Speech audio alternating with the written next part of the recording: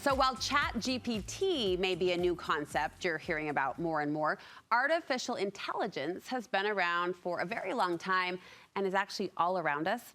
In today's Tech Check, Deseret News columnist Amy Iverson encourages all of us to become familiar with AI's upsides and pitfalls. And then here's the next step of action: talk with our kids about it. Amy, why is this so important right now? Well, it is becoming such a big part of our kids' lives and our lives, and it's just time we can't ignore it anymore. And so also with school coming in session, there's a lot of talk about it at your kids' schools, a little more in the upper grades, but teachers are talking to kids about it, and everyone's thinking about how can I use this properly and not get in trouble. People have a grasp on the general concept. I'm just curious to know, this isn't like a define it, I guess, from a dictionary standpoint, but how do you describe AI in a simplified way? Yeah, I think people just need to realize it's just a computer that's taking in information and then making independent decisions. Okay. So it's just like what we do as humans. We take in all this data and then we make decisions based on that data. That's what AI is doing. Do you get why it freaks people out a little bit? Of course. Oh, yeah. It's becoming very human. I can't think about it too long or too hard, or I start to get nervous about the future of the world. But it is helping us in cool ways. All right, the first thing that you say parents need to talk to their kids about is this concept or this fact that Alexa, Siri, they are not friends. Yeah, and this is one thing I want to point out for kind of younger kids, because our younger kids are becoming very comfortable talking to Alexa, talking to my their 2-year-old bosses Alexa around like a boss. Yeah. And it can be easy for them to think, oh, this is a friend. But they need to realize, just like when they're online and you're telling them, never give people your name, never give people your age, these are things kids need to remember about AI. So if Siri or Alexa or someone or YouTube, the chatbot, wants to know these things, they need to be very careful about that personal information. And it can be tricky for them because guess what? These chatbots are conversational. They have these friendly tones. It can be easy for them to get tricked. The next reminder or aha is that AI isn't always reliable.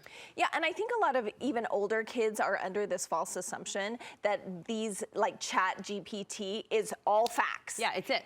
And it is not. So I encourage kids to think about it almost like Wikipedia.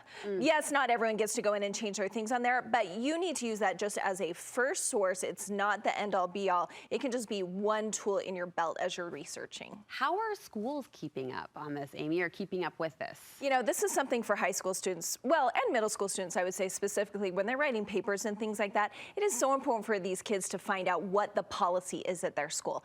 All these schools are learning just like we are and trying to figure out what their policy is going to be. Even different teachers might have a different philosophy on how they're using it.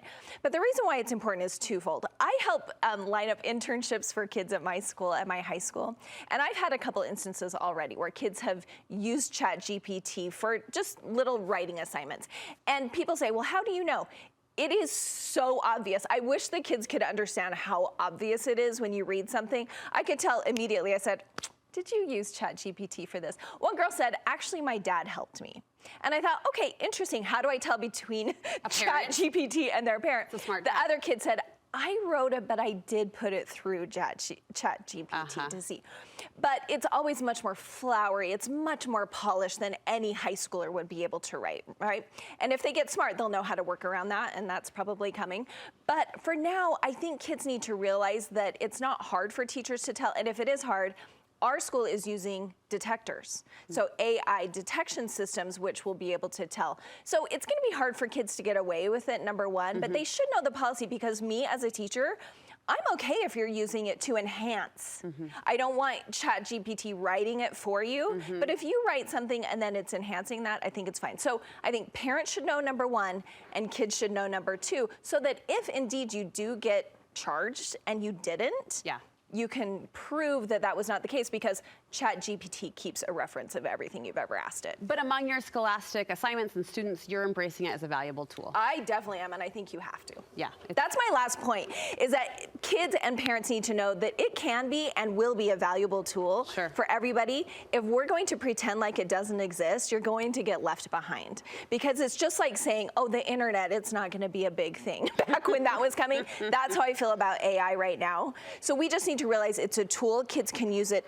They can have it quiz them on a quiz coming up. They can use it to, hey, give me some feedback on this essay. There's so many good ways kids can use it. We, as parents, though, need to learn about it so we can help them use it the right way. Well said. More in your column this week on this topic? Yes, Deseret.com/Amy. All right. Thanks for Brooke. not freaking us out. Thanks for Don't freak playing out. on the positive.